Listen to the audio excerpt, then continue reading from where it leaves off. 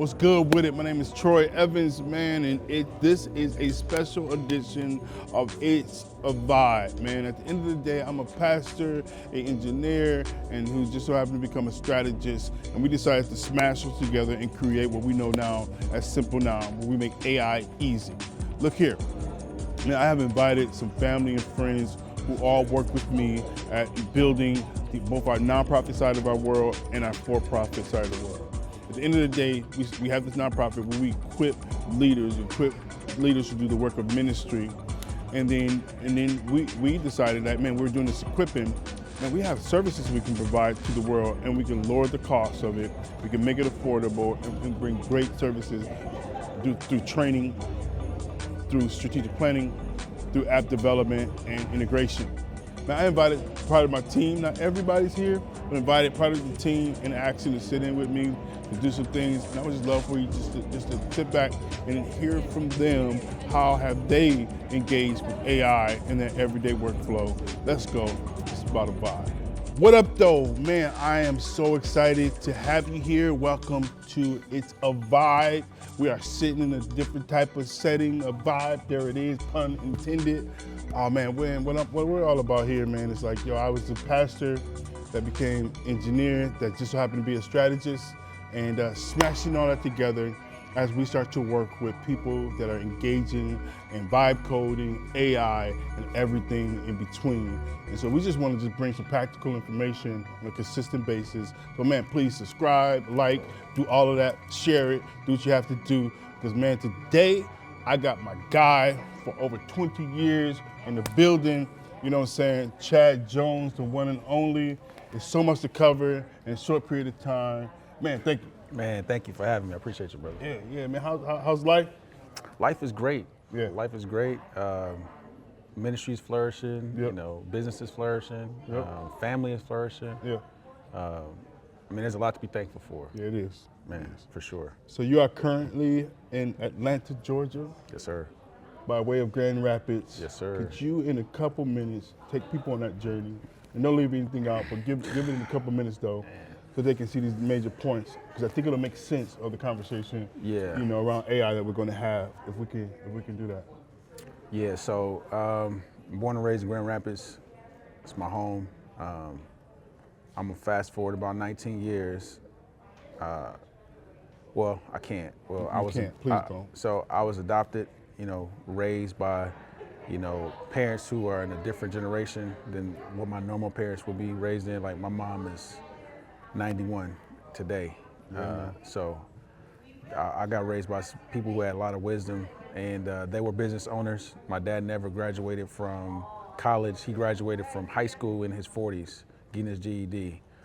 But he owned a tire shop. He owned, you know, other businesses, real estate. There was a lot of stuff that he did. Yeah. And so I grew up raised by folks who were entrenched in the economic development of our community and the flourishing of the family, even to the point that they're willing to bring others in who didn't have that, Yeah. you know, like myself and my brother or whatever. And so I was raised with principles of somebody who, you know, they were deeply sacrificing, deeply serving. Yeah. And, you know, though I didn't know the Lord for myself, I came to know the Lord for myself in your basement when I was 19. And when we locked in, you know, you began to disciple me. And we talked a lot about scripture, a lot about how to break down the text, how to study, things of that sort. But we also started a business, did graphic man. design, had picked up clients like Marvin Sapp, you know, Anthony Hamilton's wife, Tarshay, Dwayne Woods, gospel artists, all that type of stuff. So this man, you know what I'm saying? I'm 53. He's 40. He's 41. Yeah. So we're like 12 years different. So that in that world back then, especially, that's like a world of difference. Yeah. You know what I'm saying? My son is 4 years younger than him. This man, you know what I'm saying? He's my brother. You know what I'm saying? At the end of the day, and we talking. He's like, I show him my graphics. I'm like, yeah. He looked like, that ain't it. But I think in that time it was because I was raised in a different generation. It's like, you shut up while I talk. Yeah. You know what I'm saying? Plus, coming from the gang world, that was what it was. Right. You know what I'm saying? But then it was just like, it was in my time in Detroit, coming back here, it was like, no, I'm not smarter than a fifth grader. Yeah. Yeah. So I had to figure out, or still figuring out, but then allow you to teach me technology in that sense. Teach me how to do graphics. And teach me like, okay, that's what's popping right now. Yeah. Teach me how to contextualize. Right. You know? So I just want to give big ups to that. Appreciate and there's that. a lesson in that. Yeah. To do that. So as you were talking about, like that was a major part of our growth together, I think. Yeah, I think for me that set the foundation for discipleship, because usually you would expect the person discipling to be the one always giving out and dispensing, and what I actually experienced was, no, there was a listening aspect to it. It wasn't just me learning from you. I figured out that I can contribute no matter my maturity, no matter whatever the case may be. Like, I had some contribute even then. Right, You know what I'm saying? 'Cause right, that was like absolutely. one of our first couple conversations when I yeah. was able to do that, and you still took it seriously. Yeah. And so, to me, that just set a trajectory of like being able to see discipleship outside of just a limited constraint of top-down approach, but more of a communal, brotherly approach to it. I'm so glad it wasn't that, man. I'm so glad it was Yeah. like that iron sharpening iron. Yep. That literally like, boom, no, because we would disagree. Yeah. Yeah. We're building a business together. Principles. He had less grace. Yeah. Oh, absolutely. Over none. And you know what Yeah. I'm saying? So, but that was the yin and the yang, the balance to be like. But if I was just like, no, we're just gonna be doing it this way because I'm older, man, that's just stupid. Yeah. So Yeah. how much of the blessing I'm missing, we would be missing, and in those we were serving in our business, in our pursuits of managing a group, a pretty dope group, is Air. You know what I'm saying? For Doing sure. that together, working with these clients, these large scale clients. If it was just like, oh no, we're gonna do it this way, versus us really like seeing eye to eye. Right. If we didn't agree, it's a stalemate. Yeah. We didn't really have those, because we could always go back and say, all right, what do we agree on? Yeah. And then let's evaluate if this is the best way to pursue that. Yeah. You know what I'm saying? We always had, we still had a foundation we can go back to and say, okay, well, let's go back. Okay. If we, like, Chad, I need you to go into those spots. I'm not a salesman. Yep. Hey, but listen, I get you, but you can talk. Yeah. You can Yeah, communicate. absolutely. You already have these things. You Yeah. know what you're talking about. Yeah. You are very confident. Like, go in there and take on this new challenge. It's like, okay, well, I guess I can do it. You know what I'm saying? Like, I agree with all that stuff. Yeah. And I just, at that point, I had to realize, like, if I agree with it, then it was going to require action. Yep. Straight up. So, Let's jump for a little bit. I think there was a pivotal time, and then let's jump later. okay. Let's jump right down to you moving, and then let's get back to that. But there was a pivotal time. We joke about it, whatever. But I really, it was a pivotal time where we had to do the Paul and Barnabas divide and conquer. Yeah. That we didn't know Nah, we didn't know what it was for. what that was, but it was just like, you remember that day? I do. I do. It was either before or after church, but you called me into the weight room or whatever, and it was like, man, you got to go. And it was something I had been feeling. Like, I got to continue to expand. And the type of conversations that we were having in pursuit of expansion, like, we weren't at the same page like, I'm making this an emergency, an urgency. And it's like, bro, it's not an emergency outside of, in the context of all of life. But, I still had data points I needed to get filled in that That's a good way to put it. I couldn't get filled in this relationship. Nope. And so there was enough respect there for me that I wasn't gonna just move on it. Nope. I was just gonna stay, and I was just gonna tuck Woo. it. It was one of the hardest days I've ever had in my life, literally Yeah. to date. Yeah. One of the hardest conversations I've ever had, because it was like, we are good. Yeah. You know what I'm saying? We Yep. love each other. Yep. We're gonna rock, we're gonna do this, but it's to have the conversation and say, what's best right now Yeah. for you? Yeah. Not forget what, and what the church needed. It was only had 3 elders. Right. You know what I'm saying? Dudes in the teenage, you weren't teaching anymore, but you were in the early 20s, but it's just like, That were it. And if you left, it will crumble, and it did. Yeah. Yeah. It would crumble. It was that you were the nucleus to it, but it was me, not because I wanted to, Yeah. Yeah. not because it's like, oh, I can't wait to tell them to go, get up, all this stuff. Like, no, this was a ripping and tearing up my. We're together every day. Yeah, man. You know what I'm saying? Life on life every day. So then the idea of like, okay, well, he has to go because it was a theological disagreement, right? It was a theological disagreement that I wasn't prepared. I had given you everything that I got. Yeah. So I could, even a disagreement. I wasn't even saying I was right per se. Right. Yeah. It could be, it was more so, in my opinion, it was just like, man, I can't give him anything else. And then what would I do to him if he had, if I'll just give you garbage and you'll stay. Yeah. Yeah. If I said, Chad, don't go. Yeah. So I had to be like, do that. But I'm so happy we did. So where did you end up going? So I ended up staying here for about a year, just traveling and experiencing different churches, so forth and so forth. But in that time, a guy named BJ. Yeah, BJ. Yeah. BJ, I met him at a conference in Chicago, and he recruited me down. He asked me to come down to Memphis, where he was at, to check out community. Because we talked about discipleship all the time, but they put it in the context of like community. And I'm like, I couldn't really picture it, and I couldn't really communicate it to other people when I was telling them, like, Christian community or whatever this looks like. And so I came down to visit, and Lecrae had just came back from Australia. He had did like a show or whatever, and him and BJ sat me down after like a weekend in Memphis, and my whole thing was, my wife and my kids need community. I don't need community. I got brothers. Yeah, what I'm saying? Right. I got people I talk to. We good. Like, I don't need community. And Craig was like, so what you gonna do? And I was just like, man, I'm gonna see what my wife want to do. And they kind of laughed at me like, well, you gonna let your wife lead you, X, Y, and Z? And where was the Reach Records, Lecrae, and all of that at that time? What year was this? This is 07. 07, yeah. This is 07. Yep. This is before I moved. I moved in 08. Yep.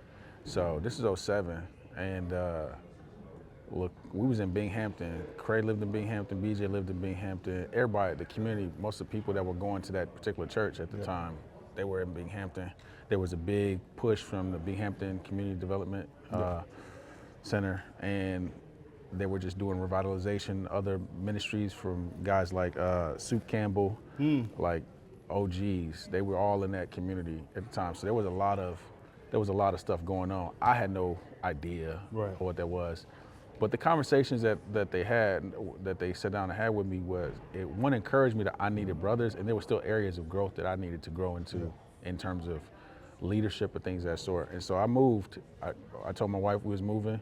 I had a conversation with her, and she agreed with me. Yeah. So then I could frame it like I told her. Yeah. You know what I'm saying? But at the end of the day, it took us about a year.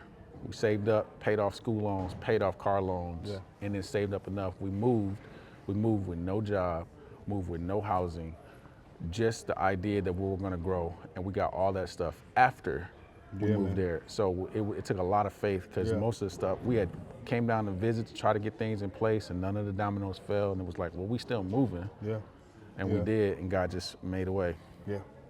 All right, so what's your one lesson that God showed you while you were there? One? Man, that's a good question.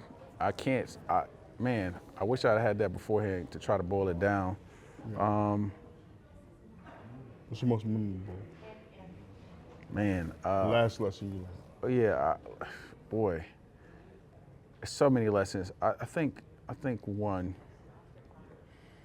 like, opening up your life to love and serve people should not be compromised. That should be something that you make a primary goal and emphasis. Like Jesus telling us that, they're gonna know you're my disciple by the love you have for one another. I think that was the thing that just kind of, yes. And as I'm processing this out, there was a specific moment where I realized if I died that day, people would know me for being smart. They wouldn't know me for being loving. And that Yeah. Yeah. it rocked me, you know what I'm saying?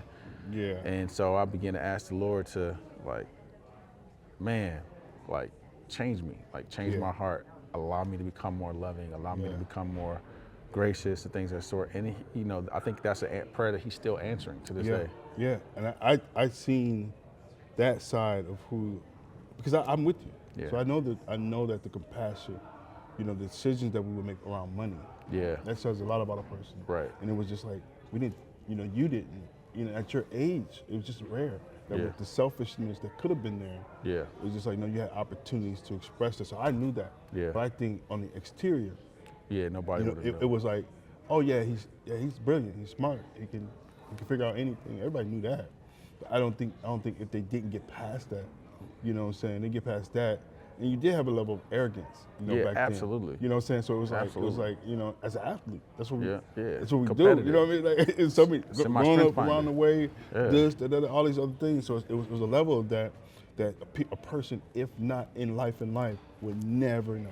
Yeah, It's probably people today that doesn't know that exists. Or Yeah. when they meet you now, they're like, I wish you were like that when you were yeah, younger. exactly. Like, well, he was. Yeah, yeah, they just didn't know. It just wasn't cultivated. Yeah. That's to me. good. I think that's what I.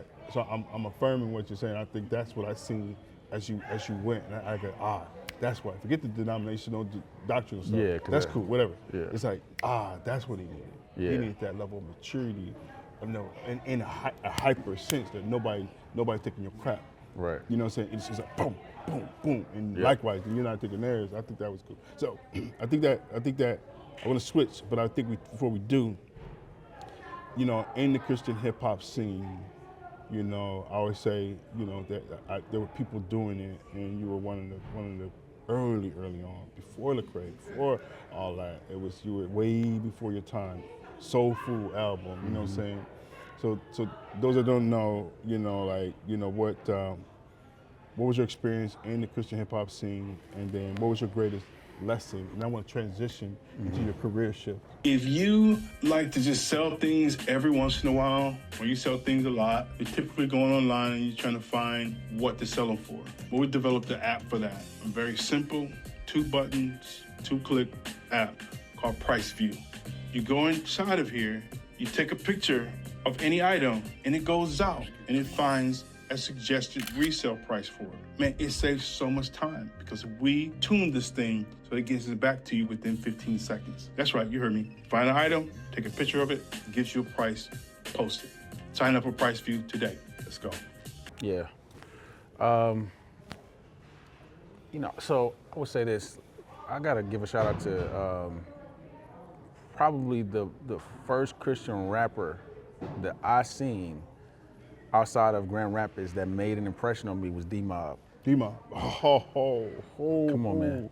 D-Mob. Dang. D-Mob and FIC, Forever in Christ. Come on, man.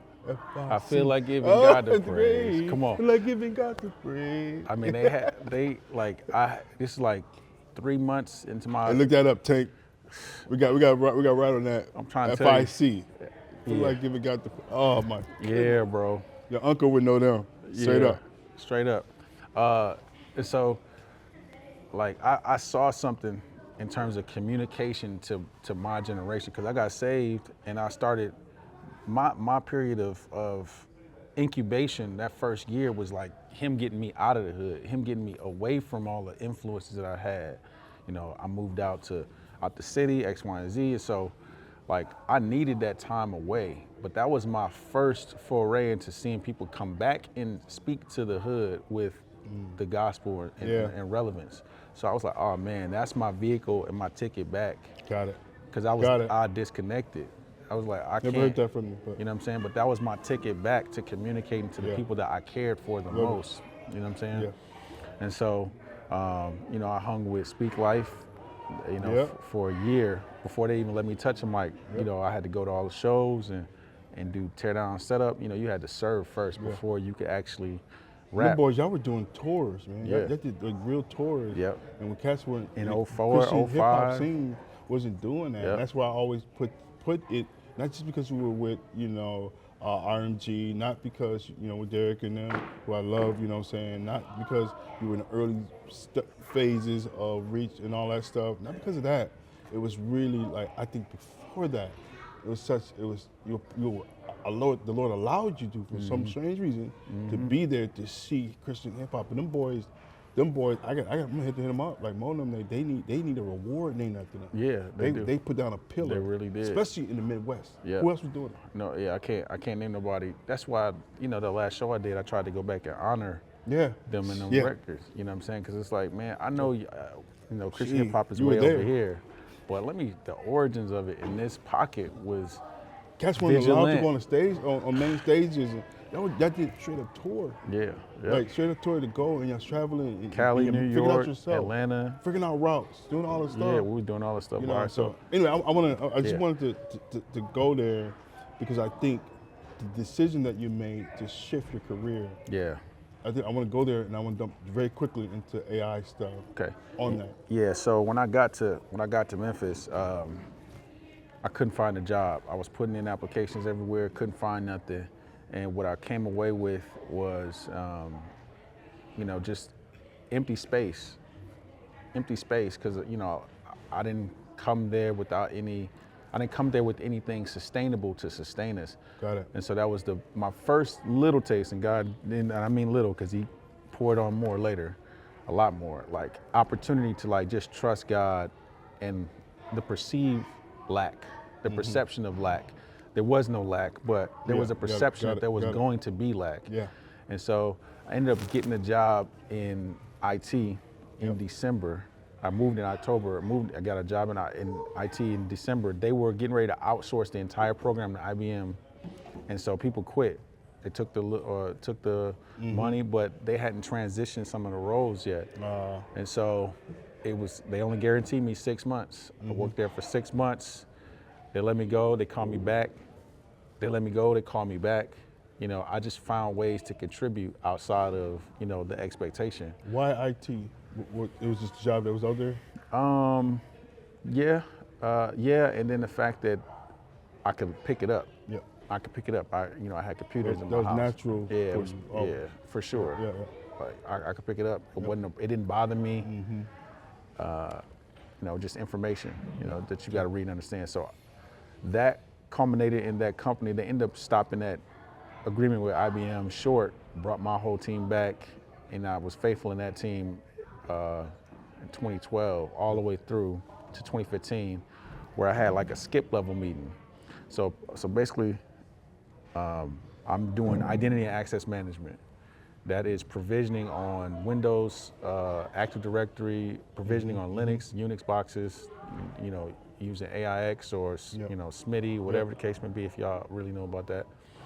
And you know, I'm just doing that, but I was trying to take over that position because there was a vacancy at the director level, and my manager wanted to move into there, and she was grooming me to take her management position. And so we had a skip level meeting, which would have went to my manager had there been a director there, but my manager was reporting directly to the CISO. And so now the CISO is having a meeting with us. Our CIO had just had an all hands meeting that day, said we're gonna change the direction of all of IT, we're gonna go way over here, this left thing, we're gonna do 10 deployments a day, whereas they did 1 deployment a month. We're gonna start doing 10 deployments a day, we're gonna start doing DevOps, we're gonna start doing all this stuff. And I had been working on this plan for what I was gonna do with the organization, our organization. I went back, researched what all the stuff he was saying, tailored my plan around that. And then when we had the skip level meeting for lunch, I just started having a conversation with her. The whole team is there. Nobody else participated. And I'm asking the CISO stuff she had never thought through. So she called me in her office. She texted me on the IM. She said, come to my office and don't tell your manager. And I said, no. Oh, you about to get the thing? Like, oh no, I don't want her job this way. Wow. You know what I'm saying? But then she was like, hey, I'm gonna change your life. You earned it. Okay, I went from the north to the south, okay, where I'm now experiencing racism differently than I experienced racism in Michigan, right? a whole separate thing. So I was getting close to hating white people at this particular point in time. Wow. And then God used this white lady to see something in me and say, no, you earn this, you deserve this, you have something we can't teach. And so I was like, oh wow, like I could have blocked my own self because, the climate of the world, there was a lot more racial tension. And instead of leaning into that racial tension, God was using people outside of my ethnic group to bless me. And so she said, I'm gonna put you in cybersecurity. We can train you on cybersecurity, but you have something we can't teach. You have a hustle, you have a mentality, you have a hunger that we need in this particular arena. And so that's how I got into cybersecurity. Yeah.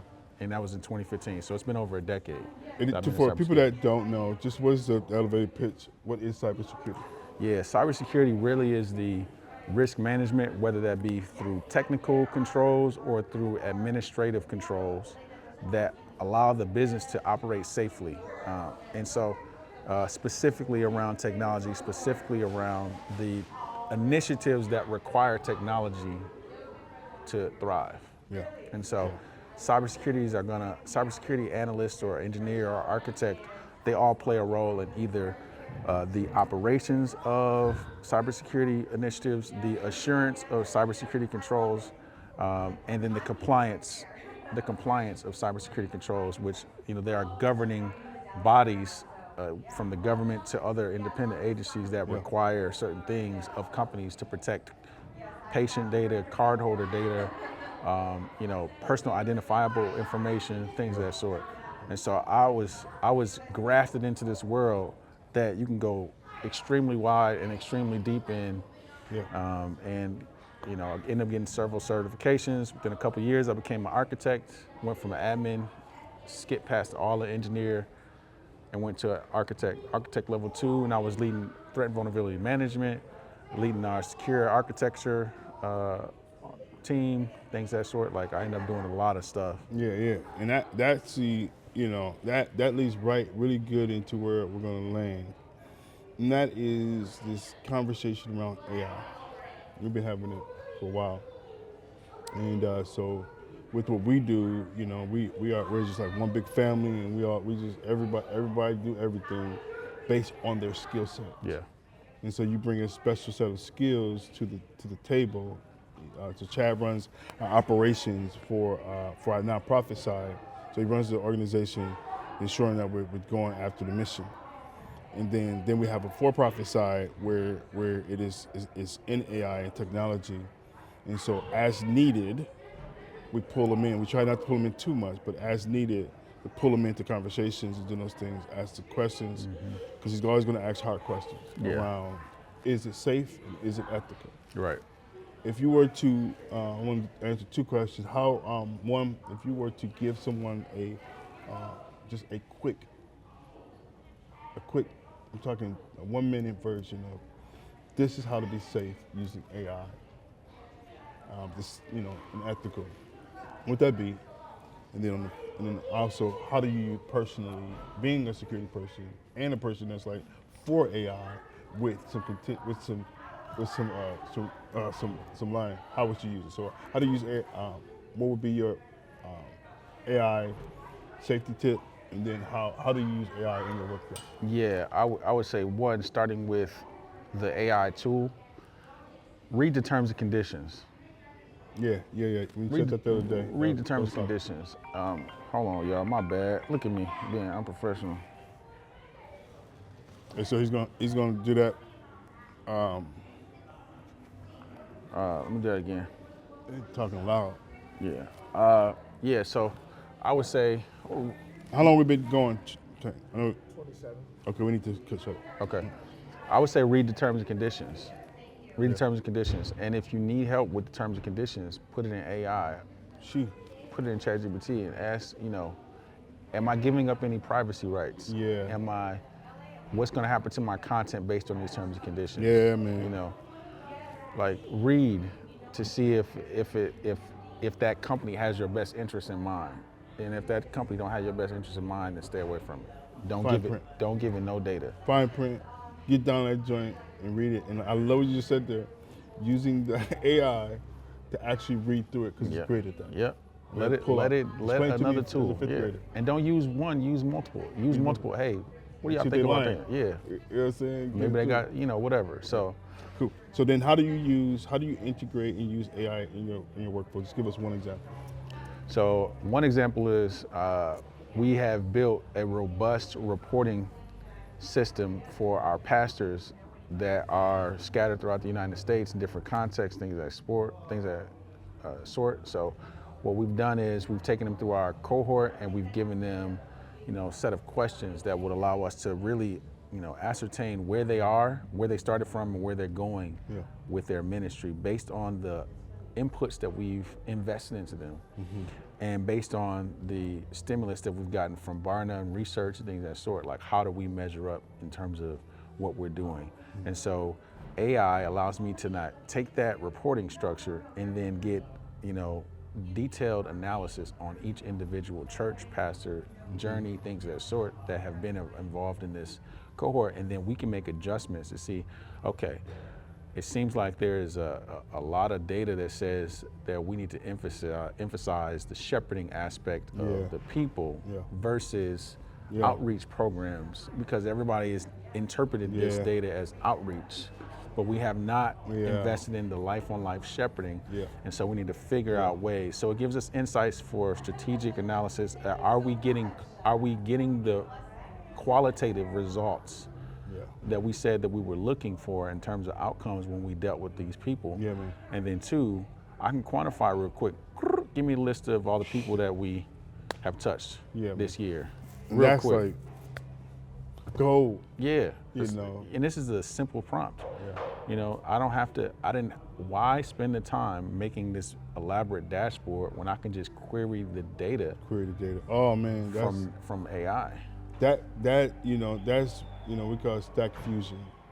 When you can stack the AI, and we try to use AI as least as possible because it can go haywire, but use it very strategically.